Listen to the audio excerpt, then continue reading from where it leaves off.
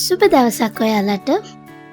අද මම අරගෙන ආවේ උයන්න කම්මැලි දවසට රෑ කෑමට වුණත් හරිම ලේසියෙන් හදාගන්න පුළුවන් හරිම රස වගේම ගුණ සුප් රෙසිපි එකක්.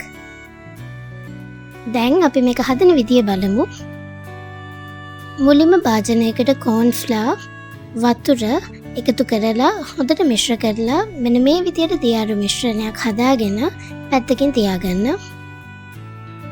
දැන් හටියට චිකන් ලුණු තලාගත්තු ඉඟුරු සුදු ලුණු දාලා මේකට වතුර එකතු කරගන්න.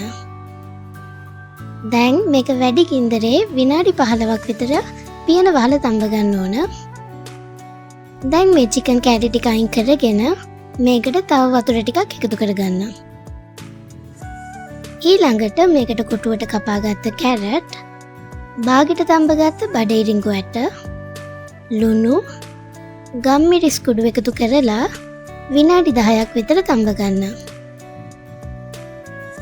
මේ අතරදී අපි තඹගත්තු මස් ටික මේ විදියට හීනියට කඩාගෙන මේකට එකතු කරගන්න ඕන. දැන් තව විනාඩි 4-5ක් තැම්බෙන්න තියලා මේකට විනාකිරි, සෝයා සෝස් එකතු කරලා මිශ්‍ර කරගන්න.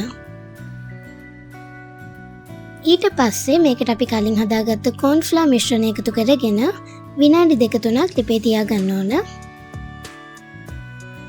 දැන් මේකට හොඳට ගසාගත්ත බිත්තරයක් එකතු කරලා හොඳට මිශ්‍ර කරගන්න.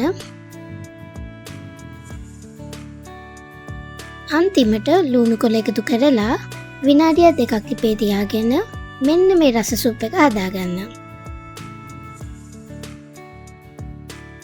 ඔයාලත් මේ විදියට චිකන් සුප් එක හදලා බීලා බලලා රස කොහොමද කියලා කමෙන්ට් කරන්න.